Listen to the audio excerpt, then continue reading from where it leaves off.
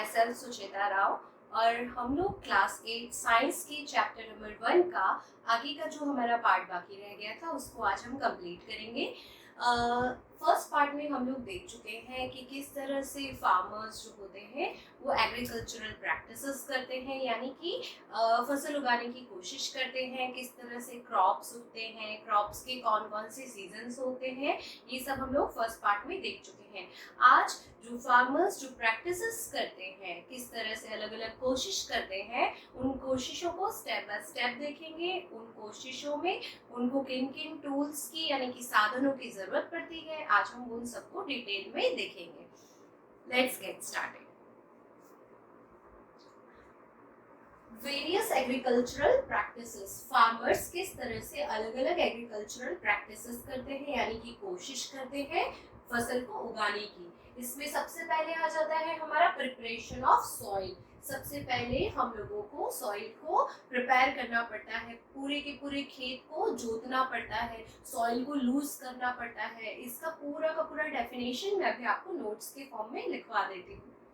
Sowing, soil को prepare करने के बाद में हमें बीज को वहां पर बोना पड़ता है। बीज डालने के बाद में हमें उसमें खाद, मैनुअल फर्टिलाइजर्स जो होते हैं वो केमिकल युक्त होते हैं, जैसे कि यूरिया, अमोनिया, और मैनुअर जो के होते हैं वो देसी खाद होती है, जैसे कि गाय का गोबर, कैटल का डंग या फिर कैटल का यूरिन या वेजिटेबल्स का वेस्ट, इन सबको हम मैनुअर कहते हैं। चौथा होता है हमारा इरिगेशन। इरिगेशन का मतलब होता है कि प्लांट्स को समय समय पर पानी की जरूरत पड़ती है और जो हम वाटर सप्लाई करते हैं उसको हम इरिगेशन कहते हैं। उसके बाद में आता है प्रोटेक्शन फ्रॉम वीड्स। वीड्स क्या होता है? वीड्स का मतलब होता है कि प्लांट्स जब भी हम उगाते हैं तो सिर्फ हमारे प्लांट्स नहीं उगते हैं, उसके साथ में आसपास में छोटे छोटे अनवांटेड, जिनको हम चाहते नहीं है लेकिन वैसे प्लांट्स उगाते हैं जिनका हमारे लिए कोई यूज नहीं है। अब आप ये समझ लीजिए कि हम जो भी खाद डाल रहे हैं, पानी डाल रहे हैं, या जो भी स्पेस है हमारे डिजायर्ड यानी जो प्लांट्स हमें चाहिए उनके लिए जो स्पेस है या जो भी चीजें हम डाल रहे हैं वो सारी की सारी इनमें भी बट जाती है।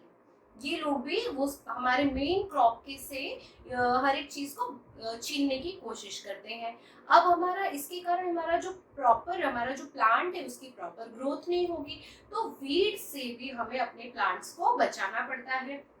तो प्रोटेक्शन फ्रॉम वीड्स। इसके बाद में जैसे हमारी फसल उग जाएगी, हमारा फसल को हमें काटना पड़ेगा, फसल को काट कर हमें एक जगह पर ले जाना पड़ेगा, स्टोर करना पड़ेगा। तो जो फसल की कटाई होती है उसे हम हार्वेस्टिंग कहते हैं।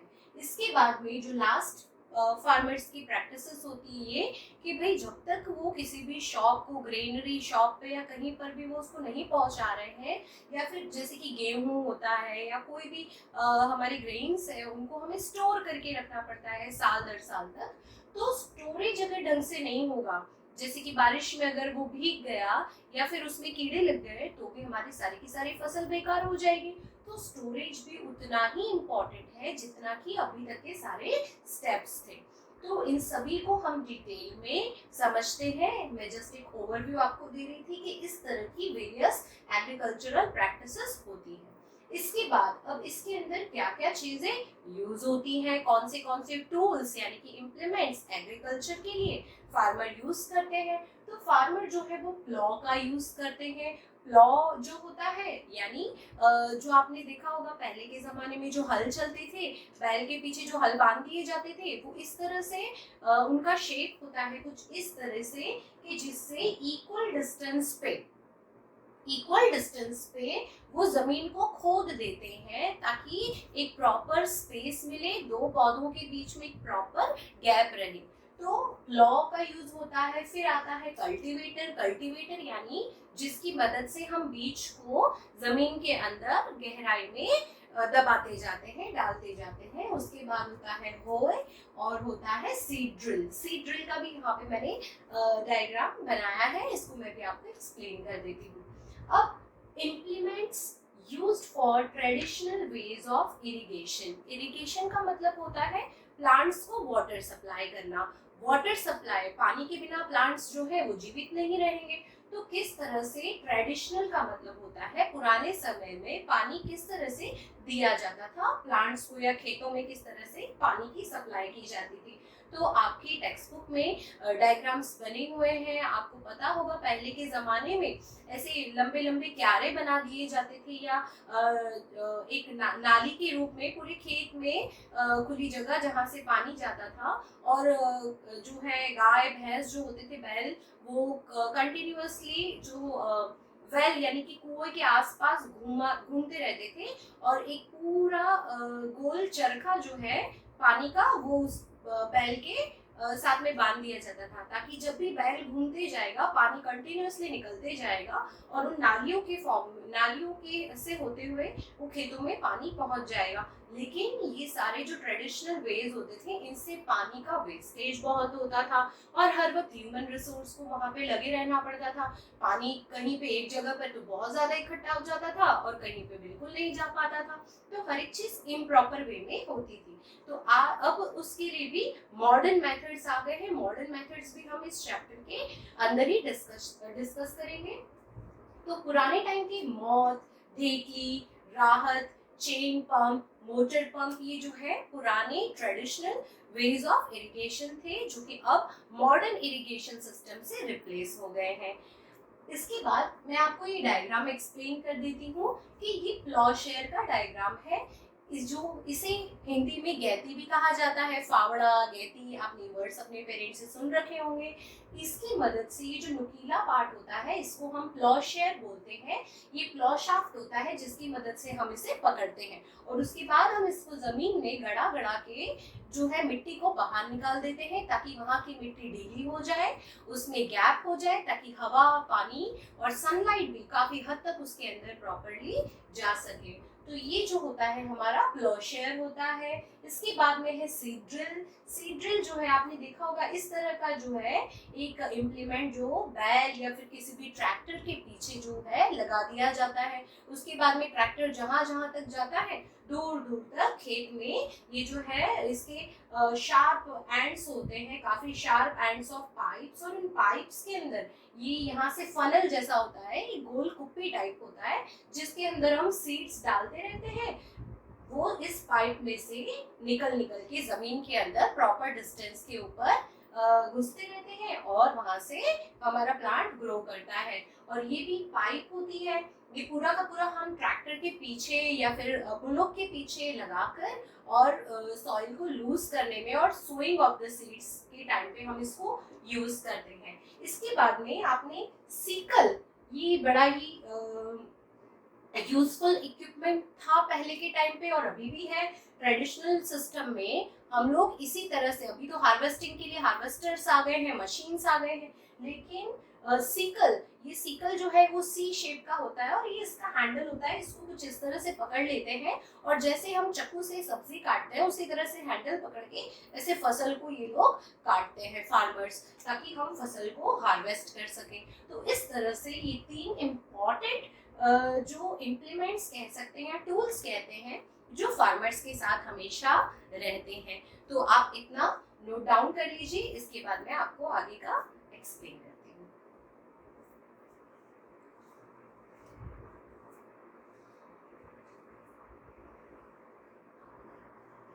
लिख लिया स्टूडेंट्स? चलिए अब बढ़ते हैं सारे agricultural crop practices, crop production के जो प्रैक्टिसेस होते हैं उनको हम डिटेल में देख लेते हैं। तो सबसे पहले जो होता है हमारा preparation of soil. Preparation of soil मतलब सॉइल को खेती के लिए प्रिपेयर करना। तो देखिए, before sowing the crop seeds the soil of field is loosened. सबसे पहले जब भी हम बीज को बोते हैं, जिसे हम सोइंग कहते हैं, उससे पहले जो सॉइल होती है उसको हमें लूज करना पड़ता है। अगर हम उसको लूज नहीं करेंगे तो ढंग से बीज अंदर जाएगा नहीं, ढंग से पानी वहां तक पहुंचेगा नहीं, वेंटिलेशन उसे नहीं मिलेगा। वेंटिलेशन का मतलब होता है हवा। The soil of field is loosened and overturned. Overturn मतलब नीचे से ऊपर, नीचे के उसके जो भी मिनरल्स है, उसके अंदर जो भी न्यूट्रिएंट्स है वो ऊपर की सतह पर यानी सरफेस के ऊपर आ जाए, overturn. This process is called ploughing और टिलिंग। इसे हम प्लॉइंग कहते हैं यानी कि खोदना, या टिलिंग कहते हैं। Plowing causes ventilation of soil and makes it suitable for the growth of small organisms living in it. तो प्लॉइंग के कारण वेंटिलेशन होता है और इसके कारण सॉइल जो होता है वो सूटेबल हो जाता है ऐसे छोटे छोटे जो जीव जंतु होते हैं, जैसे कि अर्थवॉर्म। आपको पता है अर्थवॉर्म जो होता है वो फार्मर का बेस्ट फ्रेंड होता है। उसके अलावा राइजोबियम बैक्टीरिया जो होते हैं, ये जो बैक्टीरिया होते हैं छोटे छोटे, ये भी रूट्स को नाइट्रोजन गैस जो होता है वो देते हैं, और जिसके कारण नाइट्रोजन की जो कमी होती है, डेफिशिएंसी, वो प्लांट्स की पूरी हो जाती है।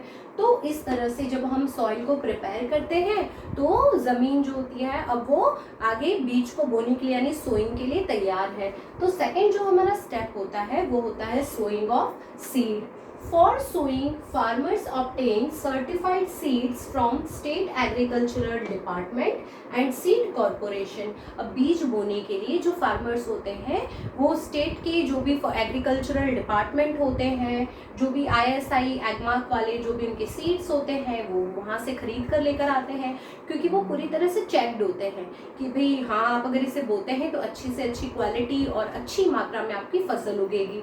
कुछ फार्मर्स जो होते हैं वो अपनी फसल में से कुछ हिस्सा जो बीज का होता है उसको सहेज के रखते हैं, सेव करके रखते हैं, ताकि वो उस बीज से ही अपनी फसल को आगे नेक्स्ट टाइम पे भी बढ़ा सके।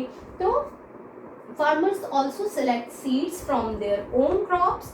For selection of seeds of most of the crops, seeds are put into the bucket of water. अब ये जो ट्रेडिशनल मेथड होता है कि भाई किस तरह से अच्छे जो सीड्स हैं वही बोए जाएं और जो सीड्स डैमेज हो चुके हैं, ख़राब हो चुके हैं, सड़ चुके हैं, उनको कैसे हम अलग कर सकें। तो फार्मर्स इसके लिए क्या करते हैं कि बड़े बड़े बकेट्स जो होते हैं पानी से भर देते हैं और उसके अंदर वो सीड्स को डुबो देते हैं।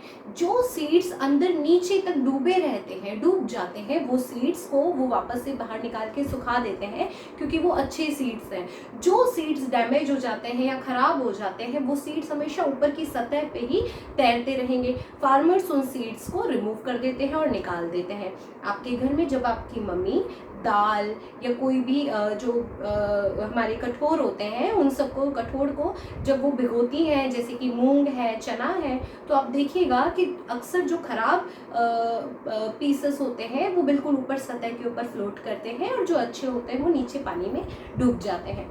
तो the seeds which float on water are rejected because these seeds are defective. जो seeds ऊपर पानी की सतह पर तैर रहे होते हैं वो defected होते हैं और उन्हें reject कर दिया जाता है। The seeds which remain submerged in water are selected for sowing. जो पानी के अंदर डूबे रहते हैं उन्हीं को select किया जाता है बोने के लिए। The selected seeds are treated with chemicals. अभी जो seeds हमने डुबोए थे, कहीं ये भेज के कारण या फिर पानी की नमी के कारण सड़ ना जाए, या फिर इतने टाइम तक इन्हें स्टोर करके रखा गया था कहीं ये बिगड़ ना जाए, तो इनको फर्दर केमिकल्स के अंदर मिक्स करके ट्रीट किया जाता है ताकि इनको कीड़े ना लग जाए या इनको कोई भी बीमारी ना हो जाए, कोई भी कीड़े इनके अंदर ना लग जाए। Chemicals such as Agrosan and kerosene. तो ये दो तरह के केमिकल होते हैं, एग्रोसन एंड कैरासन। इसके अंदर हम सीड्स को डुबो देते हैं। These chemical treatment protect seedling from seed borne diseases. इस केमिकल के ट्रीटमेंट के बाद जो भी हमारा सीड होता है उसको, उसके अंदर जो भी बीमारियां लगने के चांसेस है, कीड़े लगने के चांसेस है, खराब होने के चांसेस है, वो ज़्यादातर कम हो जाते हैं। Seeds are sown either by hand broadcasting यानी कि spreading और by seed drill। हमने seed drill का अभी जस्ट हमने फिगर देखा था और समझा था कि किस तरह से ऊपर फनल होता है, एक कटोरा टाइप होता है, उसके अंदर हम सीड डाल देते हैं, नीचे से शार्प जो उसके एंड होते हैं उसके अंदर से बीज जो है इक्वल डिस्टेंस के ऊपर अलग अलग होते जाते हैं, फैलते जाते हैं, स्प्रेड हो जाते हैं। तो दो तरीके से हम सीड को सो करते हैं, या तो हम हाथ से बीज के दानों को, बीज जो होते दाने होते हैं, सीड्स जो होते हैं उनको बिखेर देते हैं, स्प्रेड कर देते हैं, या फिर हम सीड ड्रिल का यूज़ करते हैं। थर्ड जो होता है हमारा प्रैक्टिस वो होता है एडिंग मैन्योर एंड फर्टिलाइजर्स। किस तरह से अब हमने ज़मीन को जो है वो लूज़ कर दिया है, हमने बीज भी बो दिया है, लेकिन अभी जो प्लांट्स जो क्रॉप्स होंगे इनको न्यूट्रिएंट्स मिलना बहुत ज़रूरी है। आप अपने लोअर स्टैंडर्ड 6th-7th में जो सब चीज़ें पढ़ चुके हैं कि किस तरह से प्लांट्स अपने मिनरल न्यूट्रिशंस जो होते हैं वो ज़मीन में से लेते हैं। तो crops obtain their mineral nutrients from the soil. Continuous growing of crop in the field causes deficiency of mineral nutrients in the soil. हम लोग हर साल किसान जो है साल में खरीफ क्रॉप, रबी क्रॉप, इस तरह से क्रॉप रोटेशन करते रहता है और क्रॉप्स उगाते रहता है, तो ज़मीन के अंदर के जितने भी न्यूट्रिएंट्स होते हैं वो ऑलमोस्ट ख़त्म होने लगते हैं। तो जैसे हमारे मोबाइल में जब भी बैटरी ख़त्म होती है हम क्या करते हैं, उसे रिचार्ज करते हैं, उसी तरह से जो हमारे किसान होते हैं वो भी मैन्योर एंड फर्टिलाइज़र डालकर ज़मीन के अंदर के न्यूट्रिएंट्स को फिर से रिचार्ज कर देते हैं। So the manure and fertilisers are added in the field. तो इसीलिए मैन्योर और फर्टिलाइजर्स को हम फील्ड के अंदर ऐड करते हैं और इसी को हम मैन्योरिंग भी कहते हैं। मैन्योर और फर्टिलाइजर का डिफरेंस भी हम आगे अच्छे से समझ लेंगे क्योंकि मोस्ट इम्पॉर्टेंट क्वेश्चन है, ये आता है, बहुत ही इम्पॉर्टेंट है। आप इस बोर्ड को इतना कॉपी कर लीजिए।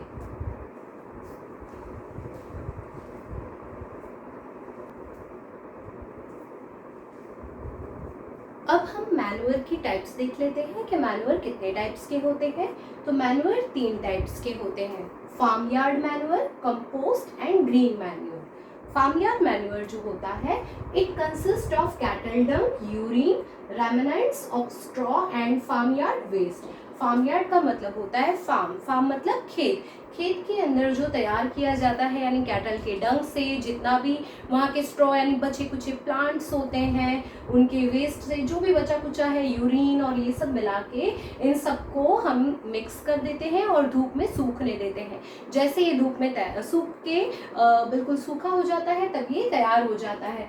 All these are mixed and allowed to dry in the sun. इन सबको हम मिक्स कर देते हैं और सन के नीचे सुखा के इसको ड्राई होने देते हैं। नेक्स्ट होता है कंपोस्ट। कंपोस्ट हम अपने लोअर स्टैंडर्ड्स में भी पढ़ चुके हैं कि हम किस तरह से ग्रीन वेजिटेबल्स और जो भी वेस्ट होता है बचा कुचा उन सबको इकट्ठा करके और ज़मीन के अंदर गाड़ कर इसको कंपोस्ट बनने देते हैं कंपोस्ट पिट में। Compost is a manure obtained from decomposition of dead plant and animal waste. इस प्रोसेस को हम कंपोस्टिंग भी कहते हैं। इसके बाद जो तीसरा होता है that is green manure. Green manure is consist of green plants. जो ग्रीन प्लांट्स होते हैं उन्हीं को जब हम लोग टिलिंग कर रहे होते हैं लैंड का, उसी समय पे हम इन ग्रीन प्लांट्स को भी उसी वक्त टिल कर देते हैं, साथ के साथ ज़मीन में जब प्लॉइंग कर रहे होते हैं। और जनरली हम लोग लेग्यूमिनस प्लांट्स जो होते हैं जैसे कि पल्सेस और इन सब के प्लांट्स होते हैं बहुत जल्दी से ग्रो हो जाते हैं, तो ऐसे प्लांट्स का हम यूज़ करते हैं ग्रीन मैन्योर बनाने के लिए। अब हम देख लेते हैं मैन्योर और फर्टिलाइज़र का डिफरेंस क्या है, दोनों में से कौन ज़्यादा बेहतर है और दोनों की अपनी अपनी विशेषताएं देख लेते हैं। मैन्योर जो होता है वो ऑर्गेनिक मटेरियल होता है। ऑर्गेनिक का मतलब होता है नेचुरल। नेचुरल चीज़ें हमेशा अच्छी ही होती हैं लेकिन इनको बनाना बहुत मुश्किल होता है। तो इन कैटल डंग होता है, ह्यूमन वेस्ट होता है, इन सबको मिक्स करके हम मैन्योर तैयार करते हैं। वही फर्टिलाइज़र जो होता है ये हमें केमिकल्स से मिलता है और ये फैक्ट्रीज में तैयार होता है। हमें पता है कि मैन्योर जो होता है वो फील्ड्स यानी कि खेतों में तैयार हो जाता है, नेचुरल तरीके से होता है और जो नेचुरल चीज़ें होती हैं वो ज़्यादातर हार्म कम करती हैं। तो ये पॉल्यूशन बहुत ही कम करते हैं, ये आप कह सकते हैं ना के बराबर करते हैं। लेकिन जो हमारे फर्टिलाइज़र्स होते हैं वो वाटर पॉल्यूशन बहुत ही ज़्यादा करते हैं। अगर हमने फर्टिलाइज़र ज़मीन में डाल रखा है और बारिश आती है या पानी अगर उन फर्टिलाइज़र के साथ में मिक्स होता है, केमिकल्स के साथ में मिक्स होता है, तो वो जो पानी मिक्स हो गया है फर्टिलाइज़र के साथ और वो बहकर कहीं पे भी नदी या नाले में जाएगा तो वो वाटर पॉल्यूशन ऑकर करेगा, क्रिएट करेगा। मैन्योर जो होता है वो हमें बहुत ही उसके अंदर बहुत ही कम न्यूट्रिएंट्स होता है, बहुत ही कम न्यूट्रिएंट्स होता है। जैसे कि अगर हम लोग रोज़ विटामिन सी या फिर अच्छे अच्छे फ्रूट्स खा रहे हैं, वेजिटेबल्स खा रहे हैं, तो उसका असर जो होता है वो हमें लॉन्ग टाइम के बाद मिलता है। लेकिन जो डायरेक्ट मेडिसिन होते हैं, टैबलेट्स होते हैं, अगर हम विटामिन सी विटामिन ए के मेडिसिन ले लेंगे तो हमें तुरंत इफेक्ट दिखेगा, लेकिन हम उन्हें रोज़ नहीं ले सकते। तो उसी तरह से जो नेचुरल मैन्योर होता है वो हमें बहुत ज़्यादा मात्रा में चाहिए होता है और उसके अंदर से मिलने वाले न्यूट्रिएंट्स होते हैं बहुत कम होते हैं, लेकिन सामने जो हमारा फर्टिलाइज़र होता है वो कम मात्रा में भी ज़्यादा न्यूट्रिएंट्स हमें दे देता है। और कुछ कॉमन फर्टिलाइजर्स के नाम भी हैं NPK and CAN।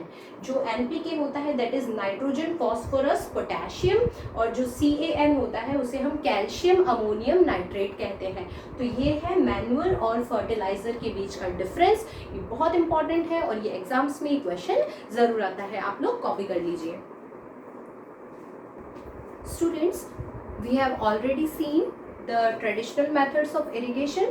Now let us discuss the main topic, irrigation with the modern methods. Okay, now we are on the fourth step, irrigation. अब हमने लैंड को लूज कर लिया है, उसके बाद में हमने बीज भी बो दिए हैं, फिर हमने मैन्योरिंग भी कर दी है। अब आता है वाटर सप्लाई। तो water supply, the supply of water to crops, इसी को हम इरिगेशन कहते हैं। ओल्ड मेथड्स मैं पहले बता चुकी हूँ आपको कि राहत, ढेकली, ये जो मेथड्स होते हैं ये ओल्ड मेथड्स होते थे जिसमें क्यारों के द्वारा पानी को डाल दिया जाता था, पंप, चेन पंप्स के थ्रू, मोटर पंप्स के थ्रू। लेकिन अब जो मॉडर्न मेथड्स होते हैं, क्योंकि एक तो ये इकोनॉमिकली यानी ज़्यादा महंगे नहीं पड़ते हैं, मोटर का बहुत ज़्यादा खर्चा आता था, फिर इसमें वाटर का वेस्टेज बहुत कम हो जाता है। ऐसे स्टेट्स जैसे कि राजस्थान, MP के कुछ ज़िले, कुछ इलाके जहाँ पे वाटर की बहुत शॉर्टेज है, वाटर इजीली अवेलेबल नहीं होता, तो वहाँ पे फार्मर्स जो है वो इन मेथड्स का यूज़ करते हैं। The first one is sprinkler system. Sprinkler system आप सबको पता है, आपने गार्डन में देखा होगा कि जो पाइप्स होते हैं उसके ऊपर फाउंटेन्स टाइप छोटे छोटे स्प्रिंकलर्स लगा रखे होते हैं, जो जिसके अंदर से पानी की छोटी छोटी बूंदें बारिश के रूप में यानी स्प्रिंकल होके फाउंटेन के तौर पे बाहर गिर रही होती है, जस्ट लाइक रेन। जिससे क्या होता है, हर जगह पर दूर दूर जगह के एरिया में भी छोटी छोटी बूंदों के रूप में प्लांट्स को जो है वाटर अप्रोप्रिएट प्रपोर्शन में ज़रूरी मात्रा में मिल जाता है, और वाटर का वेस्टेज भी नहीं होता, कहीं पे ज़्यादा कहीं पे कम एक्यूमुलेशन भी नहीं होता। दूसरा होता है ड्रिप सिस्टम। आप लोगों को तो पता ही होगा कि ड्रिप सिस्टम का मतलब होता है कि जब हम ड्रिप चढ़वाते हैं ग्लूकोज की, आपने देखा होगा हॉस्पिटल में कि ड्रिप जो ग्लूकोज की चढ़ती है कैसे चढ़ती है, बूंद बूंद। ड्रिप का मतलब होता है ड्रॉप बाय ड्रॉप। तो उसी तरह से किसान जो होते हैं वो कुछ इस तरह से अपने पूरे खेत के अंदर एक पाइप जो है, सपोज ये आपका फसल है, और किसान क्या करेंगे, यहाँ पे एग्जैक्टली इस पाइप को यहाँ पे छोटा सा होल कर देंगे, यहाँ पे छोटा सा होल, यहाँ पे छोटा सा होल, इस तरह से होल्स होते हैं। अब जब भी वो टैप ऑन करेंगे तो इधर से ड्रॉप बाय ड्रॉप जो है वाटर जो है प्रॉपर प्रपोर्शन में, ना ज़्यादा वेस्ट होगा ना गर्मी के कारण इवोपोरेट होगा, बराबर मात्रा में इसको पानी मिल जाएगा, और ड्रॉप बाय ड्रॉप के सिस्टम से ये वाटर का वेस्टेज भी रोकता है। तो these methods are economical methods and are water saving also. Next होता है हमारा प्रोटेक्शन फ्रॉम वीड्स। अब प्रोटेक्शन फ्रॉम वीड्स, वीड्स का मतलब होता है कि जो अनवांटेड प्लांट्स ग्रो कर रहे हैं हमारे फील्ड में, हमारे मेन क्रॉप्स के साथ में। अब आप सोच रहे होंगे कि अनवांटेड क्रॉप्स आते कहाँ से हैं, तो जो बहुत सारी एजेंसी होती है, मतलब सोर्सेज होते हैं, जैसे कि बर्ड्स के पैरों में या उनकी बॉडी पे, उनकी पंख के ऊपर कहीं से भी ऐसे बीज जो है वो चिपक कर आ गए हैं, एनिमल्स की फीड्स में चिपक कर आ गए हैं, या पानी के थ्रू आ गए, विंड के थ्रू आ गए। तो the unwanted plants in the field are called weeds. Seeds of these weeds spread through air, animals, birds etcetera, इनके थ्रू ये हमारे फील्ड में आ जाते हैं, और वहाँ पे से जो न्यूट्रिएंट्स, जो मैन्यूअर, जो सनलाइट, वाटर की सप्लाई जो हमारे मेन क्रॉप को हो रही है वो सब इनको भी मिलने लगती है, और ये क्या करते हैं, उन सब चीज़ों के को शेयर करने लग जाते हैं, जिससे हमारे मेन क्रॉप को क्या होता है, वो प्रॉपर प्रपोर्शन, वो केयर नहीं मिल पाती है। तो इनको निकालना बहुत ही ज़्यादा ज़रूरी है, वरना हमारे मेन क्रॉप को जैसा हम उसको हेल्दियर चाहते हैं वो उतना हेल्दी नहीं होगा।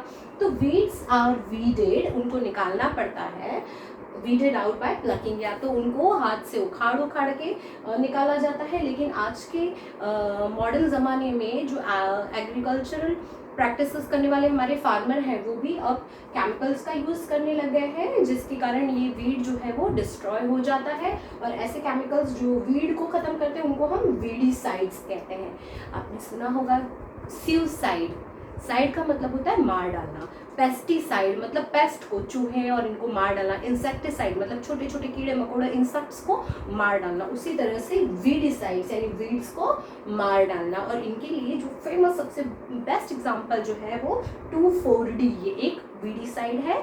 केमिस्ट्री में हम इस तरह से इसका नोमेनक्लेचर करते हैं, ये इसका नाम है 2,4-D वीडिसाइड है। इसके बाद में अब इरिगेशन हो गया, वीडिंग हो गई, वीडिसाइड यूज हो गया, हमारा प्रोटेक्शन हो गया। अब आते हैं हम हार्वेस्टिंग पे। आपको ये तो सबको पता है कि किस तरह से प्लांट्स जो होते हैं वो जब भी मैच्योर हो जाते हैं तो येलो कलर की, गोल्डन कलर के हो जाते हैं, फसल जब पक जाती है और उसको हम एक प्रॉपर टाइम पे हम उसे को काट लेते हैं। फसल को जब हम काटते हैं तो हम सीकल की मदद से काटते हैं, जो मैंने आपको बताया था, सीकल कुछ इस तरह से हैंडल में पकड़ने का होता है और इस तरह से हम फसल को काट लेते हैं। और अब हमारे पास में हार्वेस्टर्स जो मशीन्स हैं वो भी आ गई हैं। When the crops get matured they are cut by the help of sickle और by harvesters. This process is called harvesting. इस प्रोसेस को हम हार्वेस्टिंग कहते हैं। The grains are separated from the chaff. Chaff माने छिलका, जो हमारा धान होता है, अनाज होता है, हम उसको छिलके में से हटा देते हैं। आप सूपड़ा कभी देखा है? मम्मी जब सूपड़े से या कोई भी चीज़ को, गेहूँ वगैरह को साफ करती है तो वो हवा की मदद से जो लाइटर पार्टिकल्स, जो कचरा होता है, छिलका होता है, वो उड़ जाता है और हमारा ग्रेन जो होता है वो हमारी उस विनोइंग, जिस भी चीज़ में हम विनोइंग कर रहे हैं उस चीज़ में रह जाता है। तो चैफ से हम ग्रेन को बाय विनोइंग यानी bye the help of wind कर सकते हैं, या बाय थ्रेशिंग। थ्रेशर जो होते हैं, मशीन्स अवेलेबल होती है, हम थ्रेशर से भी छिलके को ग्रेन से अलग कर सकते हैं। इसके बाद देखिए, बिग फार्मर्स जो होते हैं वो एक कंबाइन मशीन का यूज़ करते हैं जिसमें हार्वेस्टिंग भी हो जाती है और जिसके अंदर से ग्रेन्स हमारे साफ भी हो जाते हैं। हार्वेस्टिंग एंड थ्रेशिंग दोनों एक साथ जिस मशीन से हो जाते हैं उसे हम कंबाइन कहते हैं। अब बात आती है, फसल हमने काट ली है, अगर हम स्टोर नहीं करेंगे तो साल भर उस फसल का यूज़ कैसे करेंगे? तो स्टोरेज जो है वो उतना ही इम्पॉर्टेंट है जितने कि हर स्टेप इम्पॉर्टेंट है।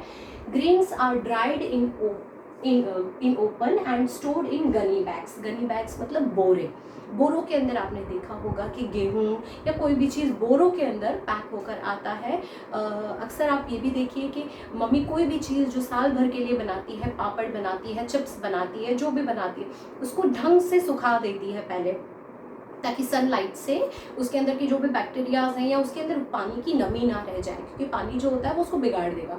तो हम उसको बिल्कुल ड्राई करने के बाद में हम गनी बैग्स में भरते हैं। गनी बैग्स में छोटे छोटे छेद होते हैं बोरों में, ताकि ढंग से हवा लगती रहे। And are placed in ventilated cemented halls, जहाँ पे सीमेंटेड हॉल्स है ताकि उसके अंदर पानी ना आ सके, कॉल्ड गोडाउन्स। गोडाउन्स के अंदर हम अनाज को स्टोर करते हैं। Farmers keep dried grains in jute bags और in metallic bins। metallic bins यानी बड़े बड़े ड्रम्स के अंदर इन फार्मर्स जो है इनको स्टोर करके रखते हैं या फिर जूट बैग्स के अंदर रखते हैं। लार्ज स्केल यानी बहुत ज़्यादा बड़े पैमाने पे जहाँ 100 200 टन्स अनाज को इकट्ठा किया जाता है, तो उनको हम लोग सीलोज में या ग्रेनरीज में, यानी गोडाउन्स के अंदर बड़े बड़े ग्रेनरीज होते हैं और सीलोज जो है बड़े बड़े मेटालिक जो होते हैं, बड़े बड़े ड्रम्स होते हैं। आपके टेक्स्ट बुक में आप उसे डायग्राम को देख लीजिए, बहुत इंपॉर्टेंट है, क्वेश्चन आएगा, या तो फिल इन द ब्लैंक्स में आ सकता है, डेफिनेशन में आ सकता है। Special chemicals are also use to control pest and micro organism. अगर हमारे गोडाउन्स के अंदर चूहे घुस गए तो या कोई कीड़े लग गए तो हम लोग केमिकल्स का भी यूज़ करते हैं ताकि ये कीड़े मकोड़े उनको ना लगे। लास्ट हमारा जो इस चैप्टर का टॉपिक है that is animal husbandry. Animal husbandry का मतलब होता है कि जहाँ पे हमारे मवेशी, ये जितने भी हमारे दूध देने वाले एनिमल्स होते हैं या हमारे डोमेस्टिक एनिमल्स होते हैं, उनको ढंग से रखना, क्योंकि उनसे हमें बहुत सारे प्रोडक्ट्स मिलते हैं। मिल्क प्रोडक्ट्स कह लीजिए, या वो हमारे लाइफ में हेल्पफुल भी होते हैं, यूज़फुल भी होते हैं। तो ऐसे एनिमल्स को जब हम उनका पालन करते हैं, उनका ख्याल रखते हैं, उनको खाना खिलाते हैं, उनका पूरी देखभाल करते हैं, ऐसी जगह पर, जिस जगह पर उनको रखा जाता है उसे एनिमल हस्बेंड्री कहा जाता है। The place where animals are reared and provided with proper food, shelter and care vendor on large scale is called animal husbandry. बहुत ज़्यादा बड़े पैमाने पे, यानी 50, 60 या 10, 20 जो भी है, हमने इतने सारे जानवरों को एक साथ रख रखा है, उनकी दूध निकाल कर हम उन्हें डेयरी पे जमा करने जा रहे हैं, या फिर उनको खाना ढंग से खिला रहे हैं, उनकी बीमारी में हर एक चीज़ में हम उनका केयर करते हैं, तो उसे हम एनिमल हस्बेंड्री कहते हैं। इसी के साथ हमारा ये चैप्टर पूरा का पूरा कंप्लीट होता है। आई होप आपको ये वीडियो बहुत पसंद आया होगा। Please like my channel and subscribe it. Thank you.